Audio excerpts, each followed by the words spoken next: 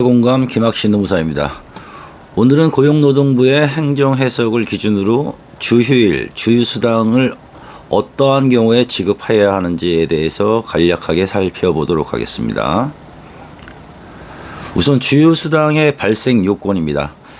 21년도에 행정해석이 변경되어 일주간 소정 근로일을 개근하고 그 다음 주에도 근로가 예정돼 있을 경우에만 주휴일을 지급하였었는데요. 현재로서는 일주간의 근로관계가 존속하느냐 여부에 따라서 주휴일을 지급하게 됩니다. 따라서 그 다음 주에 근로 예정이 없어도 주휴수당이 발생한다는 것이죠. 여기서 문제점이 하나 있습니다. 똑같이 월요일부터 금요일까지 주 5일을 일했을 경우에 퇴직일을 토요일, 일요일, 그 다음 주 월요일로 잡냐에 따라서 그 해당 주에 주휴수당을 지급할 수도 있고 안 할 수도 있다는 점입니다. 고용노동부의 행정 해석에 따르면은 금요일까지 일을 하고 토요일 날 퇴직하는 경우, 그러니까 사실상의 근로 제공은 금요일까지 있었던 건 동일하고요. 퇴직일을 그 다음 날로 잡는 경우에는 주휴수당을 주지 않아도 된다라고 합니다. 이거는 예정의 해석과 같은 거죠. 그런데 문제가 되는 것은 주휴일이 일요일인 경우에 월요일을 퇴직일로 잡는 경우가 문제가 됩니다. 물론 그 다음 주 화요일, 월요일 날 근무하고 화요일 날 퇴직일을 잡는 것은 뭐 논란의 소지가 없겠습니다. 다만 그 전주에 금요일까지 일을 하고 단지 퇴직일을 그 다음 주 월요일로 잡는다. 이 경우에는 주휴수당을 주라는 것이죠. 그럼 문제점은 무엇입니까? 사례 첫 번째 토요일로 잡는 경우와 그 다음 주 월요일로 잡는 경우가 뭐가 달라졌죠?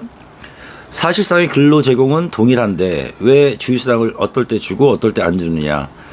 고용노동부는 근로관계 유지 여부에 따라서 판단한다는 근거를 제시하고 있지만 사실상의 문제가 생기는 것이죠. 그럼 어떠한 문제 인식을 할 수 있느냐. 동일한 근로 제공임에도 주휴수당이 줄 때도 있고 안 줄 때도 있다. 이거는 일반인의 관점에서, 근로자의 관점에서, 사용자의 관점에서 선뜻 납득되지 않는 상황이 되는 겁니다. 그래서 문제 인식 첫 번째로는 일주간 단위를 일방적으로 확정하고 일주간의 근로관계 유지 여부를 판단한다라고 돼 있는데 이걸 누가 일방적으로 확정하나요? 이거는 회사마다 달라질 수 있고 개인별로 달라질 수 있다는 것이죠. 그럼 두 번째는 근로관계 유지 기간을 누가 결정하는가? 회사에서 설령 일주간의 근로일을 월요일부터 일요일까지 또는 뭐 수요일부터 다음 주 화요일까지 이렇게 할 수도 있겠죠. 그러면 퇴직일까지, 그러니까 사실상의 근로 최종 근무일 이외에 나는 그 다음 주 월요일까지 내가 사직원을 처리해달라. 직원이 결정하는 건가요? 사용자가 결정하는 건가요? 이게 불분명하죠. 세 번째 문제 인식입니다. 일주간의 실제 근로 제공이 동일함에도 주휴수당 지급가 있다? 없다. 이게 달라진다면 합리적인 해석이라고 납득이 될까요? 네 번째는 형평성 문제입니다. 어떤 직원은 주휴수당을 받아서 퇴직하고 어떤 경우에는 받지 못한다면 이거를 설득력 있게 이해시킬 수 있을까요? 고용노동부는 행정 해석을 통하여 이러한 발생 가능한 노사 갈등을 미연에 방지를 해줘야 되는데 오히려 또 다른 갈등을 유발하는 행정 해석을 내놓고 있다는 것이죠. 그래서 노사 공감은 이렇게 제시를 합니다. 동일한 근로 제공인 경우에는 동일한 적용이 필요하다. 그러니까 동일한 결론에 이르러야 한다는 것이죠. 그 방법은 두 번째, 세 번째 둘 중에 하나를 선택해야 됩니다. 기존 행정 해석과 같이 최종 근무일을 기준으로 근로관계 유지를 거기까지만 판단하는 것이죠.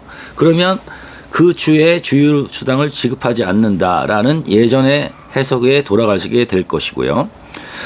세 번째, 그러니까 두 번째 방식인데 일주간 근로 제공 의무가 모두 소정 근무일에 모두 출근한 경우에